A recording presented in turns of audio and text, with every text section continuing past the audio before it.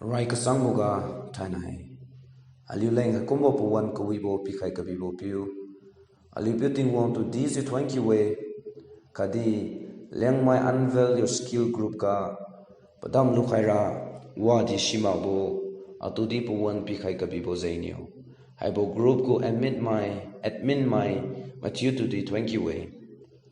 thanai iniu Matthew kuga share ching chamkhaini bo sai. Do not use the name of the Lord to accomplish your plans. Nang nyu kamaning bo pi wang tang khaira leng zainyu ting wong zan tu thintiu mi tu lo. Nang nyu maning bo wang tang ra leng zainyu ting wong tu masa bo mai tu mi tu lo. Nang nyu maning bo wang tang ra leng zainyu ting wong tu kahum bo mai tu mi tu lo. Israel mai dong nyu ting wong maning kam mak ziu Paliu ni maning bo si wang tang na leng taliu boga paliu ri ga ting wong ni de ju lazan chu khai milo kadi paliu ni ting wong ken de ju ga kamasa khai milo chu go aliu ni puin cham ke raibo Samuel madai gu khat ka su kariu khat ka tang hai si machiu puin cham ke sibo wan ga se Philistine mai dong ni Israel mai tu sari chura wang ma tu isude si zenga su Israel mai dong niu paliu tu afenra kaden lude Israel mai niu Ebenezer ka rizi ki chu sude khadi Philistine mai niu afek ka chu khaide Philistine mai niu paliu lai khai ziu sari afende Israel mai dong tu kam ko lu ziu samai sang madai kumbo tu sari bam ka su gi mi de sari bam ka su sai bang bo mai dong se rizi kilam lan wang boga Israel ma ku papi ma dung niu tine deseng niu thainai rapiu niu Philistine ma tu pi ziu aliu tu kam ko khai ziu lo aliu talu ziu rapiu gu la repung se sailo lam su fung su ke sisiu sai pa niu aliu nai tan sam khai su ne kadi aliu tu migre mai ku ga su gu khai su ne sisiu ziu paliu niu sampo mai tu sailo lam lang khai de kadi rapiu gu la repung se ponwang de sisi ngam kambo rapiu gu pakendi bo chawang malinne ilaina piu kanya hofni nai Finihas di la rebung pon mai nai wang samde la rebung se wang tang boga Israel madung mathabo khonyu kadi hai sin mi de Israel manu karyo bo kwan se Philistine madung niu siulu ziu dinne Hebrew mai dungu rizi ki dunga kilunga karyo bo kwanain kinglo sise de go thaklo Hebrew mai go rizi ki ga rapiu go lare pungsi wangtang mi de sibo paliu no silu boga paliu hai ping mi de siga hai siu dinne saraka paliu rizi ga wangba me aliu harabo mi de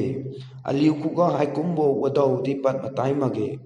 Pumtan bambo radunga su sauniu alitu rankai ralo paliu si Egypt mai dung tu ramzinga su kamsa kamibo radunge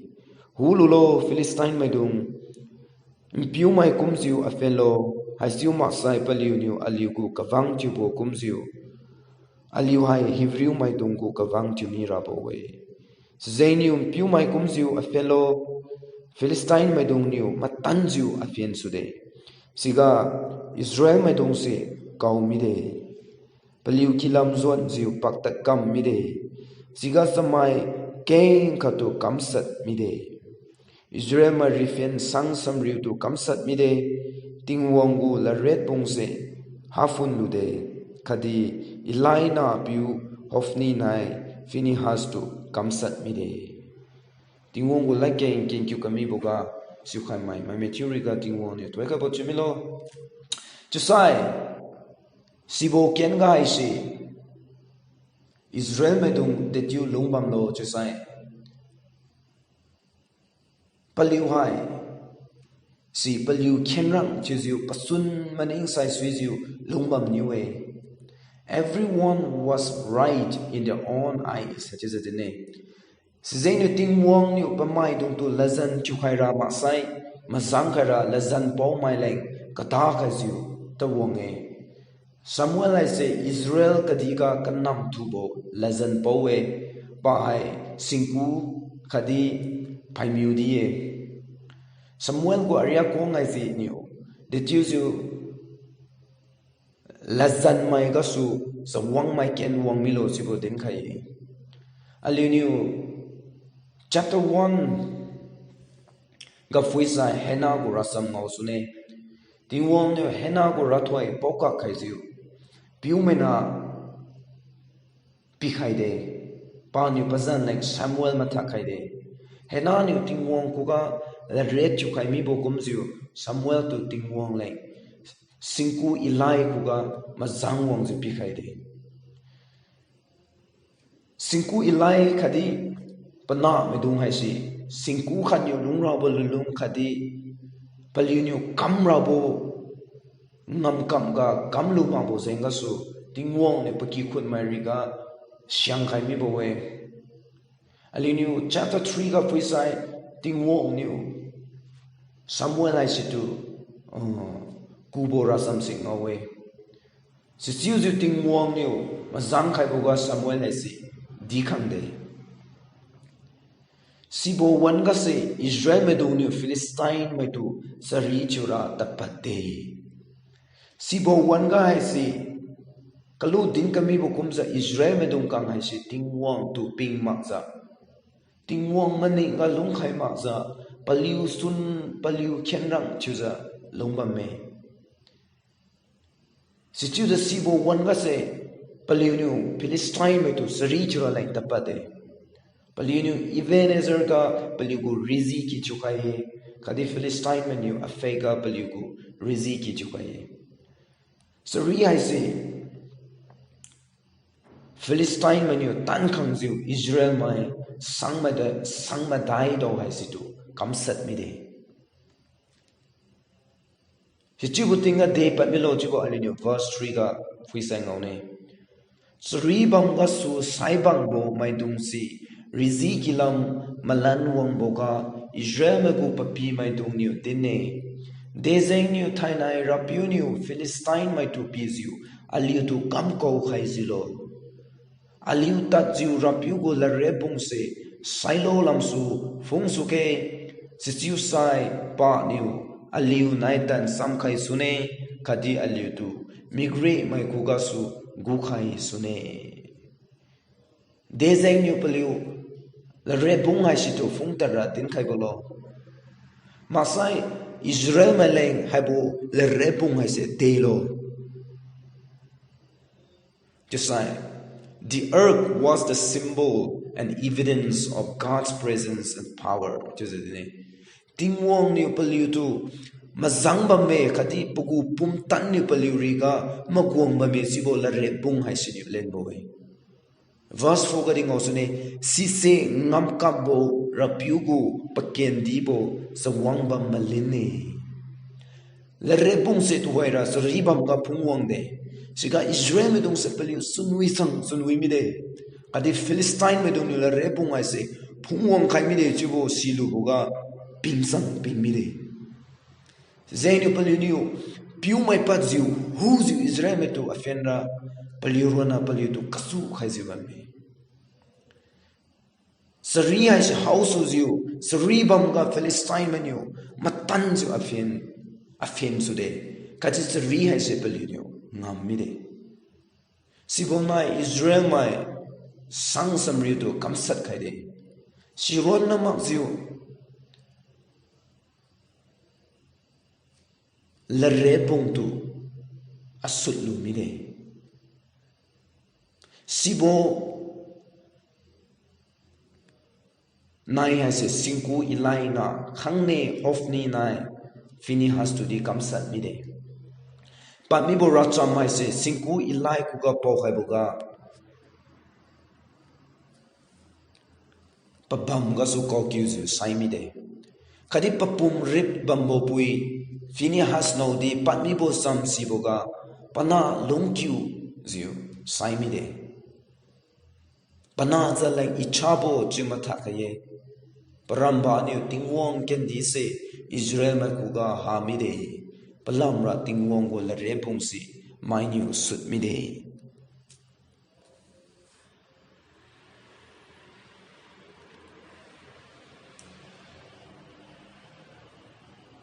Tingwang na ilai kadi piki khun mariga siang thai kami bo kadi hai sidi hai bo rasam ga wang tang khai mi de chu sai de ze nga so tingwang na Israel me to three pi ngam khai ma ulo Masai why God allowed the earth to be captured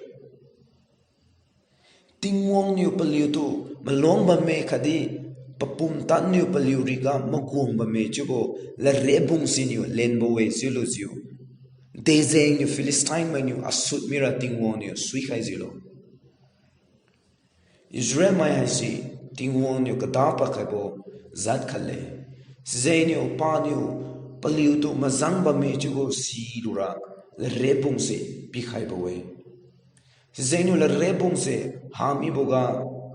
tingwong ni palitu mazang tami de jibo nai macham boy. Just like Israel me gu kamo bo de bam zilo jibo li phui ke. Verse 3 ga li fulan ke. Aliu taluziu rapiu gu la rebung se sailo lamsu fongsu ke. Sisiu sai pa niu aliu nai that sam khaine khadi aliu du mere mai kuga su gu khai sune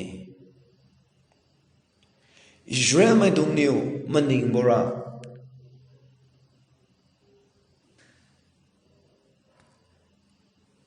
la rebung pon lu ziu tang mu potinga tingwong niu karai ga Jordan giu hai situ luang so khai bokum khadi Jericho hai tu kampang khai bokum paliu tu di zri pi ngam khai sune sizu maning bam sune Paliu niu maning bora la rebung ai si pon wong bo tinga tingwong niu paliu tu sariga su gu khai sune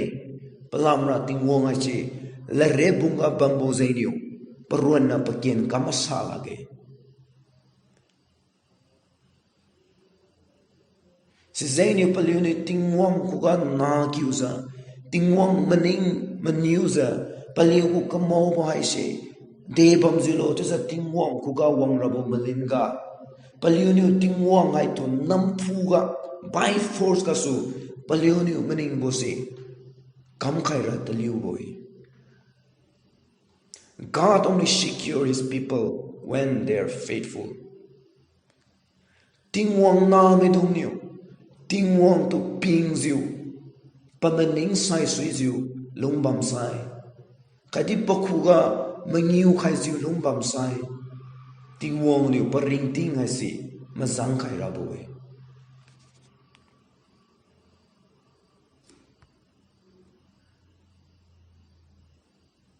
Israel menu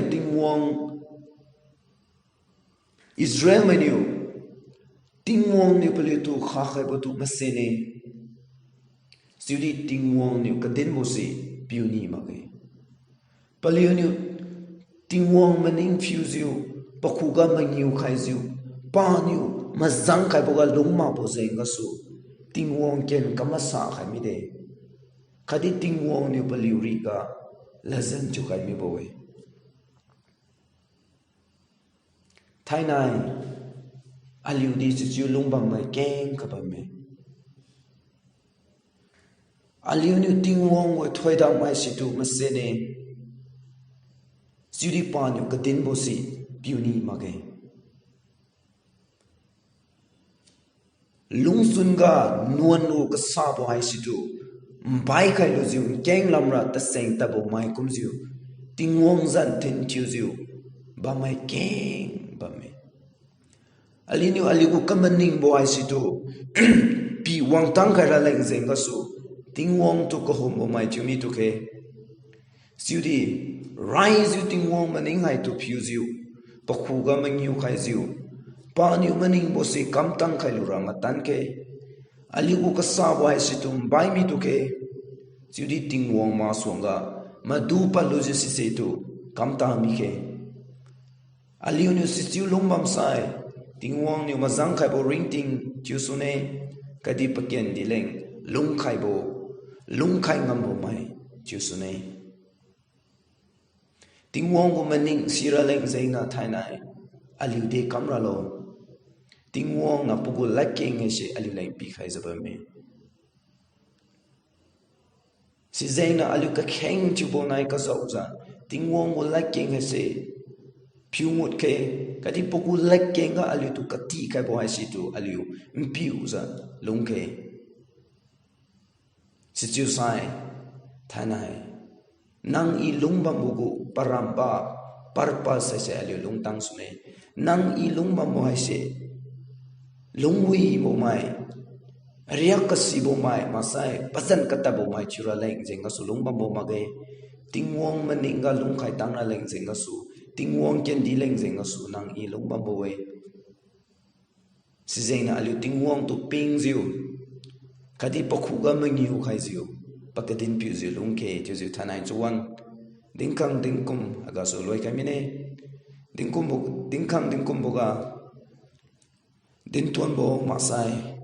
tangkama bo kamo bo bamsai tingwong kadi king klumai machiuna kwakalo